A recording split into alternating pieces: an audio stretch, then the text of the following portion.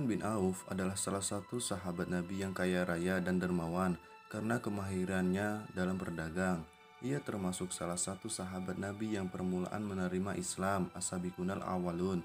Abdurrahman memeluk agama Islam sebelum Rasulullah SAW menjadikan rumah Al-Arqam sebagai pusat dakwah. Ia mendapatkan hidayah dari Allah Subhanahu wa Ta'ala 2 hari sesudah Abu Bakar As-Siddiq masuk Islam. Abdurrahman bin Auf adalah seorang sahabat Nabi Shallallahu Alaihi Wasallam yang mempunyai banyak keistimewaan.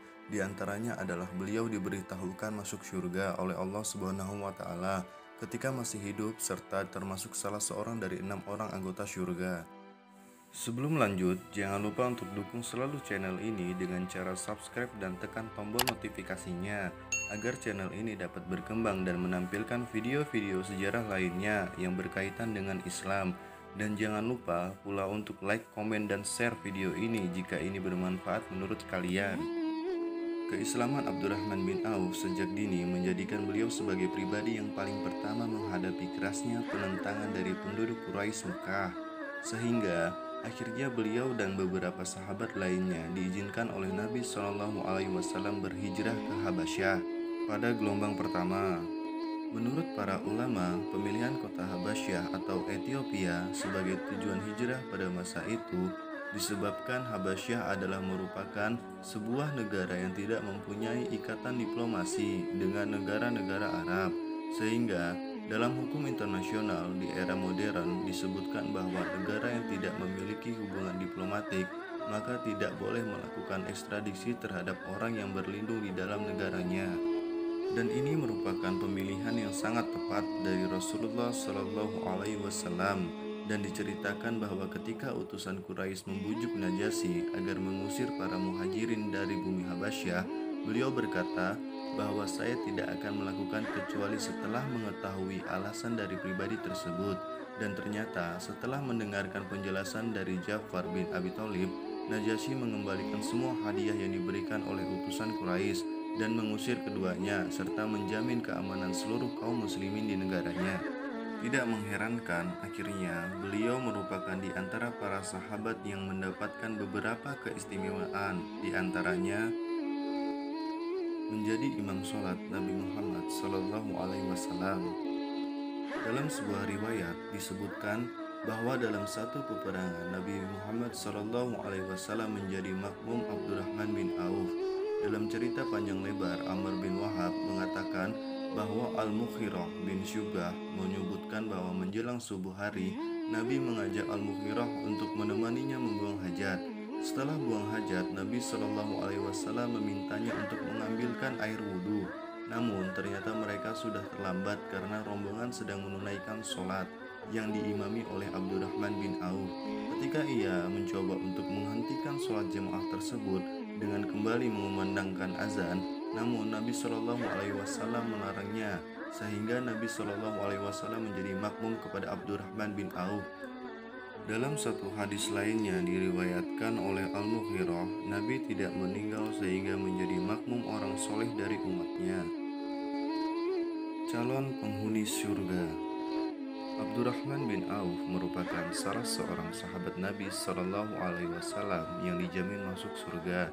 Diriwayatkan dalam sebuah hadis sahih yang diriwayatkan oleh Sa'id bin Zaid, Rasulullah Shallallahu Alaihi Wasallam berkata, 10 orang yang dijamin masuk surga: Abu Bakar, Umar, Ali, Utsman, Zubair, Thalhah, Abdurrahman bin Auf, Abu Ubaidah bin Jarrah, dan Sa'ad bin Abi Waqqas. Beliau berkata, beliau telah menyebutkan satu persatu dari yang 9 orang dan kemudian berhenti sejenak pada bilang yang ke-10. Maka orang bertanya-tanya, kami memohon kepadamu atas nama Allah, siapakah orang yang ke-10? Nabi Muhammad SAW menjawab, kalian meminta keseriusan saya atas nama Allah. Orang yang ke-10 adalah Abu Al-Awar. Kecintaan Nabi SAW terhadap Abdurrahman bin Auf radhiyallahu anhu. Ummu Salamah radhiyallahu anha menceritakan bahwa Nabi SAW bersabda, sesungguhnya yang akan menjaga kamu sekalian sepeninggalku adalah As-Sadiq Al-Bar, Abdurrahman bin Auf. Ya Allah, hidangkanlah minuman mata air surga kepada Abdurrahman bin Auf. Nabi SAW juga bersabda, engkau adalah orang kepercayaan penduduk bumi, dan engkau juga orang kepercayaan penduduk langit. Ayat Al-Quran yang memujinya. Dalam surat Al-Baqarah ayat 267, Allah Subhanahu wa Ta'ala berfirman, "Wahai orang-orang yang beriman, infakkanlah sebagian dari hasil usahamu yang baik-baik dan sebagian dari apa yang kami keluarkan dari bumi untukmu. Janganlah kamu memilih yang buruk untuk kamu keluarkan, padahal kamu sendiri tidak mau mengambilnya, melainkan dengan memicingkan mata atau enggan terhadapnya.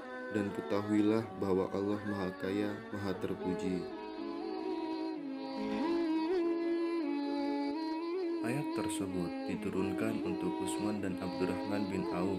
Adapun tentang Abdurrahman bin Auf diceritakan bahwa ia menyumbangkan 4.000 dirham kepada Nabi Shallallahu Alaihi Wasallam. Lalu ia berkata, "Sebenarnya saya mempunyai 8.000 dirham, akan tetapi saya tinggalkan 4.000 dirham untuk diri sendiri dan keluarga, sedangkan 4.000 dirham saya sumbangkan di jalan Allah."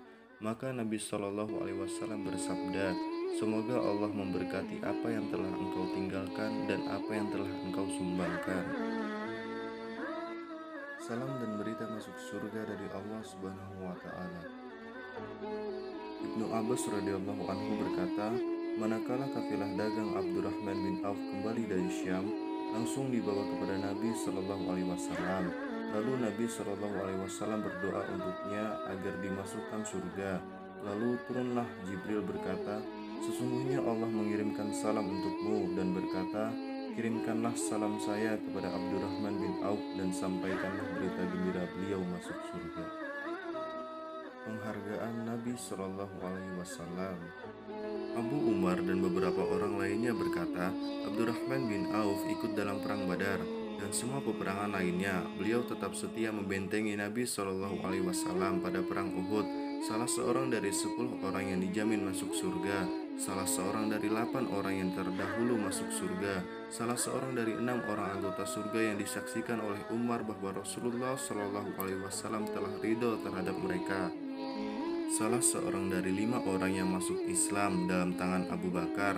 Rasulullah Shallallahu Alaihi Wasallam pernah mengutusnya ke Dumah Al-Jandal, memakaikan surban dan menyalibnya pada kedua bahunya, lalu berkata kepadanya, "Pergilah dengan mengucapkan Bismillah," dan mewasiatkannya beberapa wasiat, dan berkata kepadanya, "Jika Allah memberi kemenangan kepadamu, maka kawinilah anak perempuan dari pemimpin mereka." Atau disebutkan berkata anak perempuan raja mereka, sedangkan pemimpin mereka adalah Al-Asbaq bin Talabah Al-Kalibi. Lalu ia pun mengawini anak perempuannya, Tamadur, dan ia adalah ibu dari anaknya Abi Salamah. Kepercayaan Nabi Shallallahu Alaihi Wasallam terhadap kekuatan imannya. Ubaidillah bin Abdullah bin Utbah bin Mas'ud berkata bahwa Rasulullah Shallallahu Alaihi Wasallam memberikan sesuatu kepada khalayak ramai dan tidak memberikan apapun kepada Abdurrahman bin Auf, sedangkan ia berada dalam khalayak tersebut. Lalu Abdurrahman bin Auf keluar dari barisan tersebut dalam keadaan menangis. Maka Umar bin Khattab melihat dan berkata, "Apa yang membuatmu menangis?"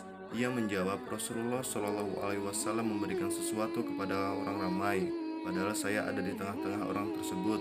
Maka aku takut Rasulullah Shallallahu Alaihi Wasallam tidak memberikan sesuatu kepadaku disebabkan oleh hal yang tidak disukai dariku." Beliau berkata, lalu Umar masuk menemui Nabi Shallallahu Alaihi Wasallam dan menceritakan peristiwa dialami oleh Abdurrahman bin Auf. Lalu Rasulullah Shallallahu Alaihi Wasallam berkata, "Saya tidak marah kepadanya, akan tetapi telah menyerahkannya kepada keimanannya." Orang yang sudah bahagia dalam perut ibunya. Ibrahim bin Abdurrahman bin Auf berkata, manakala Abdurrahman bin Auf terlelap sebentar kemudian bangun kembali, ia pun bercerita, sesungguhnya telah datang kepada kedua orang malaikat yang berperawakan menakutkan dan berkata, "Ikuti bersama kami untuk diadukan kepada Allah." Lalu keduanya dijumpai oleh seorang malaikat dan berkata, "Mau dibawa kemana lelaki tersebut?" Keduanya pun menjawab, "Kami mengadukannya kepada Allah." Malaikat tersebut berkata, "Lepaskanlah ia, karena sesungguhnya ia telah dituliskan sebagai lelaki bahagia, sedangkan ia masih dalam kandungan ibunya." Keilmuannya. Ibnu Abbas radhiyallahu anhu berkata bahwa ketika Umar menuju ke Syam dan manakala sampai di Sara, beliau dikabarkan bahwa Syam telah dilanda oleh penyakit wabah atau penyakit menular, lalu mengumpulkan semua sahabat Rasulullah Shallallahu Alaihi Wasallam dan meminta pendapat sehingga muncullah berbagai pendapat. Namun beliau menyetujui pendapat untuk kembali agar tidak meneruskan perjalanan. Tiba-tiba muncullah Abdurrahman bin Auf yang menghilang beberapa saat karena buang hajat, lalu berkata, "Sesungguhnya saya sangat mengerti masalah ini karena aku pernah mendengar Rasulullah Shallallahu Alaihi Wasallam bersabda, apabila terjadi penyakit menular di suatu tempat, maka janganlah kamu masuk ke dalamnya, dan apabila terjadi di suatu tempat sedangkan kamu berada di dalamnya, maka janganlah kamu keluar darinya karena lari dari penyakit tersebut." Rujukan Umar bin Khattab radhiyallahu anhu.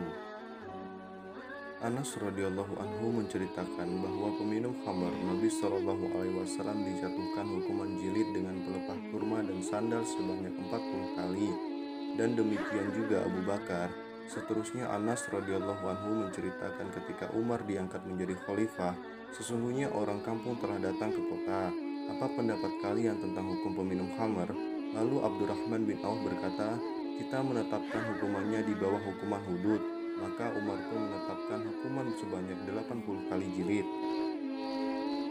Ketawaduannya. Walaupun beliau merupakan sosok sahabat Nabi Shallallahu Alaihi Wasallam yang telah dijanjikan masuk surga, namun beliau titel tersebut tidak menyebabkan beliau lupa diri. Sa'id bin Zubair berkata, Abdurrahman bin Auf tidak dapat dibedakan di antara hamba sahayanya. Abdurrahman bin Auf meninggal pada tahun 31 Hijriah. Dalam pendapat lain disebutkan pada tahun 32 Hijriah ketika berumur 75 tahun. Dalam pendapat lain disebutkan berumur 72 tahun. Beliau dimakamkan di pemakaman Baqi yang diimami oleh Utsman berdasarkan wasiatnya. Diriwayatkan oleh Ibnu Al-Najjar di dalam kitab Akhbar Al-Madinah dengan sanadnya dari Abdurrahman bin Humaid dari bapaknya berkata, ketika ajal hendak menjemputnya, Aisyah mengirimkan seorang kepadanya supaya dikuburkan di sisi Rasulullah Shallallahu Alaihi Wasallam dan kedua saudaranya. Maka ia menjawab, saya tidak mau menyempitkan ruang rumahmu karena sesungguhnya saya telah berjanji kepada Ibnu Mas'un, siapa saja yang meninggal maka akan dikuburkan di sisi sahabatnya. Dan dengan demikian makam Utsman bin Mas'un dan Abdurrahman bin Auf berada di sisi kubah Ibrahim bin Nabi Shallallahu Alaihi Wasallam. Abdurrahman bin Auf meninggalkan 28 anak lelaki dan 8 anak perempuan. Hal yang sangat menarik sekali bahwa walaupun sudah menyumbangkan hampir keseluruhan hartanya di jalan Allah Subhanahu wa taala, namun beliau masih meninggalkan harta warisan yang sangat banyak sekali. Dalam sebuah riwayat dari Muhammad, beliau menceritakan bahwa di antara harta peninggalan Abdurrahman bin Auf adalah emas murni, sehingga tangan para tukang merasa kewalahan atau lecet untuk membagikannya, dan 4 orang istrinya masing-masing menerima harta warisan sebanyak 80.000 dinar. Abu Amr berkata, beliau adalah seorang pedagang sukses dalam bidang-bidang perniagaan, sehingga mendapatkan laba yang sangat banyak dan meninggalkan sebanyak 1.000 unta, 300 kambing, 100 kuda perang yang digembalakan di daerah Naqi, dan mempunyai lahan pertanian sehingga kebutuhan keluarganya setahun dipasok dari hasil tanaman tersebut.